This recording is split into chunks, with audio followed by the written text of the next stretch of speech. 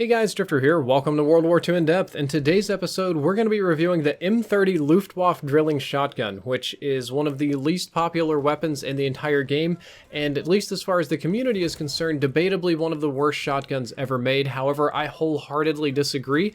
This is one of my favorite weapons to use for a variety of reasons. I recommended it in my top 5 weapons for new players earlier pre-release before the game came out, and I still stand by that. I think that this is a fantastic weapon, despite the fact that the community hates it. However, the community isn't wrong. This isn't me riding my high horse.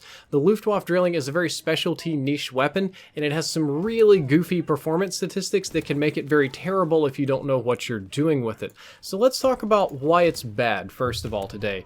And it's bad because the initial base damage is very low.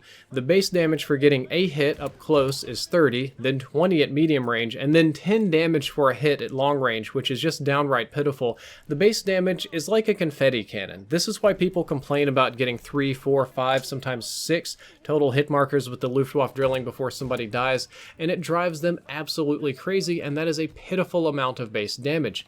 However, unlike the other shotguns in this game, the pellet damage is very high. Most of the other shotguns have a pellet damage of 1 or 2. This one has a pellet damage of 10 at all ranges. So even at maximum range, it's still 10 damage, which means my maximum pellet bonus damage is 80. Now, when you mix that total maximum bonus in with the original ranges, you get some very nasty one-shot kill potential. On top of that, incendiary shells reduce the range, but that doesn't matter as much for the drilling because the pellets deal the same damage at all range, and the base damage is almost negligible at this point, so the bonus damage you get for the fire shells is totally worth it. You get a lot of additional bonus damage with very little penalty for running them, and I think that running incendiary shells is by far the way to go on the Luftwaffe Drilling. So this gun has by far the longest potential one-shot kill range if you're running the fire shells, if you aim down sights to get the tighter spread, and if all of your pellets hit, it can do some crazy things.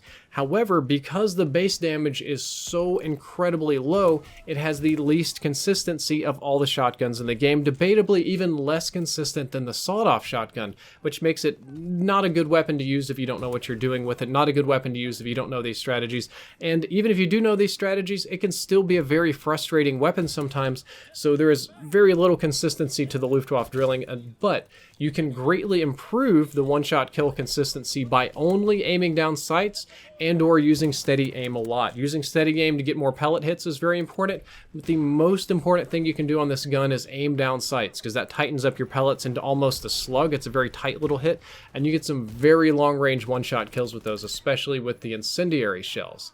The incendiary shells do have a similar kind of problem with the combat shotgun of you may be kill trading while you wait for the burn to kill your opponent. It's unfortunate in this case, but it is necessary. Rate of fire is 150 rounds per minute, and if you put rapid fire on there, it'll go up to about 163, so it's pretty similar to the SVT. It's kind of a slow-firing weapon, but as far as a shotgun is concerned that's almost certainly going to kill you in 2 hits, that's pretty good. And it's semi-automatic, no pump action, no goofiness with that. And I think that with this particular shotgun, you need to be both precise and spammy to make the drilling work in your favor. I've been really kind of hitting home the idea of aiming down sights to get the one-shot kills in this episode, to just kind of like beat you over the head with it and make you remember that. But it is important to remember that even aiming down sights, you still might not hit all of your pellets, and that consistency isn't really there. So you need to aim down sights and double tap really fast if you really want to get guaranteed one-shot kills at long ranges.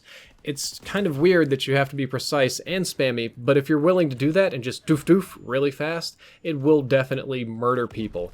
And the reflex sight is absolutely useless on the drilling unless you want to use the rifle bullet, and this for me is where the weapon really takes off, and this is where it gets really fun. The rifle bullet attachment will replace your incendiary shell, so you can't use both at the same time, but it's a one-shot kill to the chest up at almost any range. Maybe not all the way across the map, but any sort of sane range that you can hit somebody with a shotgun, it's going to get a one-shot kill chest up. Probably like stomach and groin and all that too. Legs won't do it, but anywhere in the body, and they are going to drop, and it is filthy, dirty, awful, and it is super duper satisfying. It's kind of like getting a red dot sight sniper rifle. honestly. Now, you can only shoot one rifle bullet at a time before reloading because, historically speaking, the Luftwaffe Drilling was a real double-barrel shotgun that had an additional chamber for a paratrooper or a pilot to put a rifle bullet in it. So it was kind of like a triple-barrel shotgun, almost, a very strange weapon. But one cool thing you can do is you can swap on and off the rifle barrel super fast. So what I've had happen to me a couple of times is I'd be trying to snipe somebody and I'd pop somebody at long range with the rifle bullet, and then I would hit left on the D-pad and instantly swap back to the 2 in my shotgun, and then just doof and clean up anybody that rushes me at long ranges. Or conversely, if I'm being pinned down by somebody at long range, I can just swap over instantly and pop up and headshot them or body shot them with the rifle bullet, and they die instantly. That instant swap is something that I wish I could have got a little bit more gameplay of, because it is dirty. There is almost zero delay between turning that on and off. Unlike the incendiary shells that you have to load and unload and do some shenanigans with, this one you just hit the D-pad and it is on. Reload time is definitely on the slow side at 3 seconds. When you run Hustle, that is improved to about 2 seconds. So I run Hustle a lot. I really hate having so much downtime and reloading this gun all the time. I get killed a lot while I'm reloading, so Hustle is an absolutely crutch attachment for me on the Luftwaffe Drilling. I also think advanced rifling is very helpful on this weapon because it increases your base damage ranges and it will increase the total range at which you can get a hit. And that's not as useful for the base, but getting extra range where you can get like 8 pellets on point, therefore getting 80 damage, is incredibly helpful. So I still run it a lot. And there's basically 2 schools of thought, or 2 philosophies on this gun, 2 ways to use it. You can either go with the fire shells and use it like a traditional shotgun, or you can use it with the rifle bullet as sort of like an off-meta sniper rifle goofy sort of gun.